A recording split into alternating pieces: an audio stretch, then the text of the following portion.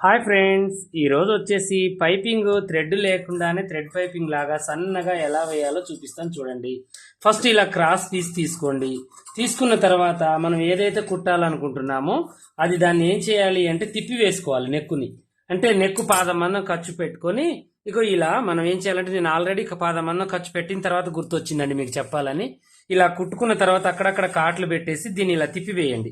తిప్పివేసి సీదా మీద కరెక్ట్గా చూసుకొని తిప్పి వేసుకొని అప్పుడు మనం ఏం చేయాలంటే పైన కుట్టు వేసుకోవాలి. ఇప్పుడు దీన్ని ఇలా తిప్పుకొని పైనుంచి కుట్టు వేసుకోవాలి. అంటే ఎడ్జ్కి ఇలా తిప్పేసి ఇంకో చూడండి చివరికి ఒక కుట్టు వేసుకోవాలి. చాలా బాగుంటుందండి ఈ పైపింగ్, ట్రై చేసి చూడండి మీరు కూడా.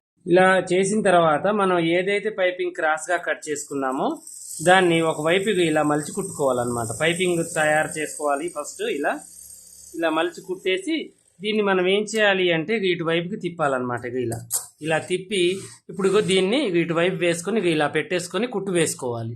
ఇలా ఎడ్జ్కి కుట్టు వేసుకోవాలి. ఫస్ట్ కుట్టు మనం ఎలా అయితే వేసామో అలాగే యాజ్ టీజ్గా సేమ్ ఇలాగే వేసుకోవాలన్నమాట. ఇలా మొత్తం స్టిచ్చింగ్ చేసుకున్న తర్వాత దీన్ని మనం ఏం చేయాలంటే సింపుల్గా ఇలా తిప్పుకోవాలి. ఇక మనకి ఎంత సన్నగా కావాలంటే అంత సన్నగా థ్రెడ్ పైపింగ్ లాగా వచ్చేస్తుంది. అదేం చేయాలంటే ఎడ్జ్కి పైపింగ్ పక్కనే కుట్టు వేసుకోవాలి. చూడండి ఎంత సన్నగా ఎంత నీట్గా వచ్చిందో.